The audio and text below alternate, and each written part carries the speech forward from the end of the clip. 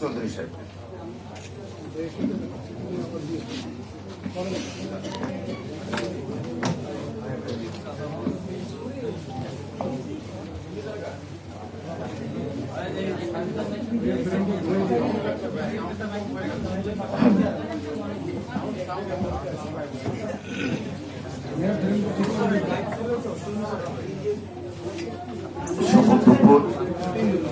সবাইকে শুভেচ্ছা এবং অভিনন্দন।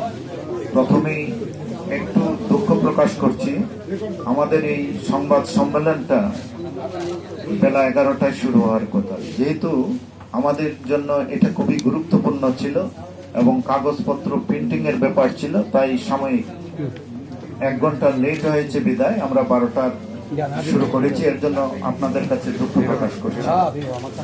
আমি চেয়ারম্যান মহোদয়ের অনুমতি ক্রমে এই স্ক্রিপ্টটা চেয়ারম্যান মহোদয় পাঠ করবেন, তথাপি ওনার অনুমতি ক্রমে আমি পাঠ করছি। ধন্যবাদ আপনাদের। প্রিন্ট মিডিয়া, টেলিভিশন, সোশ্যাল মিডিয়ার সম্মানিত ভাই ও বোনেরা, আসসালামু আলাইকুম। অদ্য 11ই আগস্ট 2026 রোজ মঙ্গলবার দুপুর 12টায় জাতীয় প্রেস ক্লাবের তোফাজ্জল হোসেন মানিক মিয়া হলে আপনাদের সম্মুখে এক গভীর বেদনা ভরা হৃদয়ে আমরা হাজির হয়েছি। চেয়ারম্যান মহোদয় বলছেন, আমি ক্যান্সার গবেষক ডাক্তার SM সারোয়ার, চেয়ারম্যান গণস্বাস্থ্য হোমিও। দীর্ঘ 2 বছর যাবৎ একটি কুচক্রী মহল, বিশেষ করে অ্যাডভোকেট নজরুল ইসলাম খান পাখি, আমি ব্যবস্থাপনা পরিচালক মিঠুন চৌধুরী সহ আমাদের সুনাম পূর্ণ করতে মরিয়া হয়ে উঠেছে। তারা বিভিন্ন কাল্পনিক গল্প সাজিয়ে এবং হলুদ সাংবাদিকদের ব্যবহার করে প্রিন্ট মিডিয়া, টেলিভিশন চ্যানেল ও সোশ্যাল মিডিয়ায় একের পর এক কুরুচিপূর্ণ, মিথ্যা, ভিত্তিহীন অপপ্রচার চালিয়ে আসছে। এসব বানোয়াট উদ্দেশ্য প্রণোদিত সংবাদে আমরা তীব্র প্রতিবাদ জানাচ্ছি। গণস্বাস্থ্য হোমিও দীর্ঘ 27 বছর যাবৎ সততা ও নিষ্ঠার সাথে চিকিৎসা সেবা দিয়ে আসছে।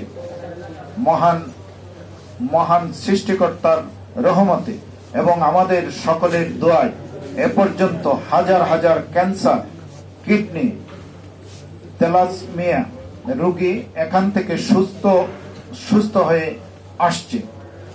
ব্যক্তিগত রাজনীতির সাথে সম্পৃক্ত থাকার সুবাদেই অ্যাডভোকেট নজরুল ইসলাম পাখির সাথে আমার পরিচয় হয়।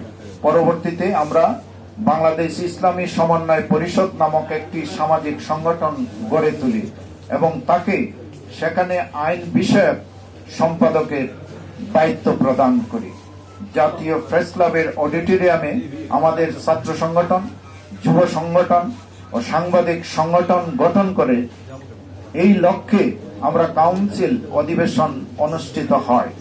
উক্ত পুরো আয়োজনের দায়িত্বে ছিলেন অ্যাডভোকেট নজরুল ইসলাম পাখি এবং মাওলানা আলমগীর। তবে সম্মেলনে প্রায় 5 লক্ষ টাকার কোনো হিসাব না দিয়ে তিনি টানবাহানা শুরু করেন। হিসাব চাওয়ার পর থেকেই তিনি আর প্রধান কার্যালয়ে যোগাযোগ করেন নাই এবং উল্টো আমার প্রতিষ্ঠানের বিরুদ্ধে কিভাবে হেনস্থা করা যায় তারই কুচক্রী মহল দ্বারা টানবাহানা শুরু করতে থাকেন। তার এই ষড়যন্ত্রের কিছু চিত্র আপনাদের সামনে তুলে ধরছি।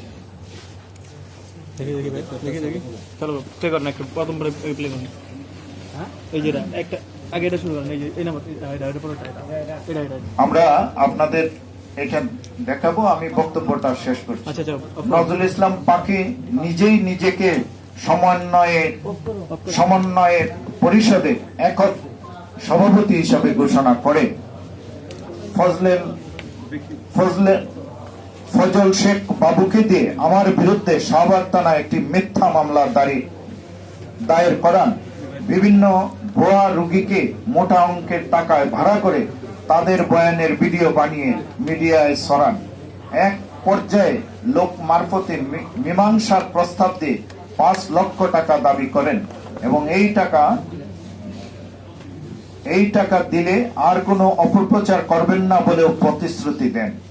আমি এই অনৈতিক বেআইনি দাবি না মেনে নেওয়ায় তার সাজানো চক্রকে দিয়ে আমার বিরুদ্ধে কাল্পনিক নিউজ পরিবেশন করা অব্যাহত রাখেন এবং বিভিন্ন দপ্তরে ভুয়া অভিযোগ পাঠাতে থাকেন। তারা আমাকে ভুয়া ডাক্তার, সার্টিফিকেট বিহীন, অশিক্ষিত বলেও অপপ্রচার চালিয়ে যান।